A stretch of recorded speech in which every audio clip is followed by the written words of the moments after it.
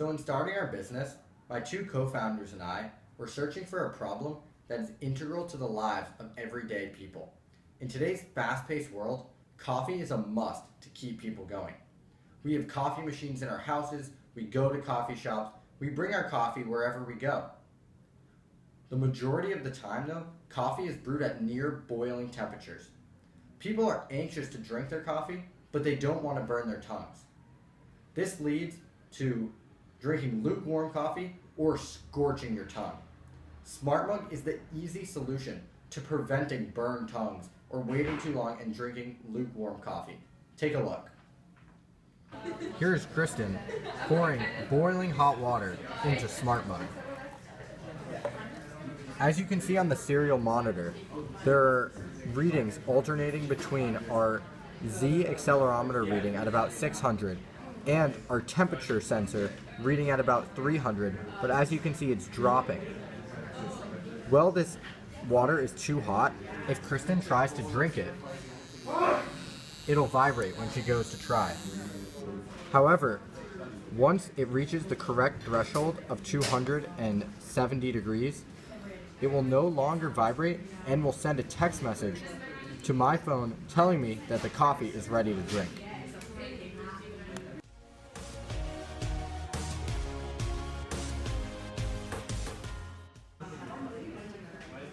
As you can see, it just hit 275. And there's my message telling me that it's ready to drink. And now if Kristen goes to drink it, no vibration, because the coffee is ready to drink, so it won't bother you anymore.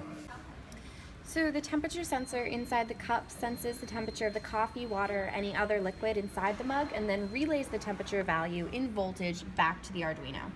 We use this sensor to identify a threshold where the liquid is perfect drinking temperature, not too hot, not too cold. Now when the mug is moved, the accelerometer, right here, senses the change in motion.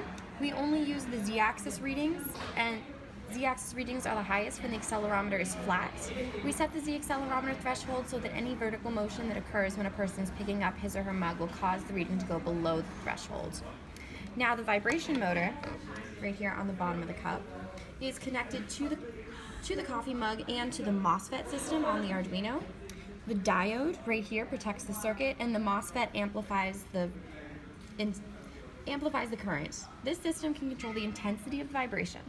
When the temperature is above the temperature threshold and the mug is moved upward, the motor vibrates for 3 seconds, alerting you not to drink the coffee because the coffee is too hot. There are Bluetooth modules on both the transmitter and the receiver Arduinos. When the voltage value read from the temperature sensor equals the voltage threshold, the transmitter Arduino module communicates with the receiver Arduino module and sends the voltage reading. Now, the receiver Arduino has an Ethernet shield and is connected to the internet via an Ethernet cable. This Arduino uses code and a library from Tembu.com to connect to Twilio.com, which sends SMS messages. Twilio.com generated a toll-free phone number, and Tembu relays the data from our Arduino to Twilio. We input the Twilio phone number, one of our personal phone numbers, the content of the SMS message, and the authorization ID of the Twilio account on Tembu, which use that data to generate the code.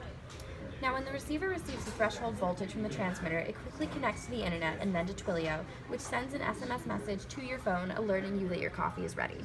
So right here, we have our portable charging system for our SmartMug. As you can see, we have a battery right here, and this is plugged into the Arduino to provide portable power. Over here, we have our coaster with our inductive charging unit. This coaster is plugged into the wall, which is then used to power the inductive charging to power this battery. So what's good about the system is that this SmartMug can be used on the go using this battery.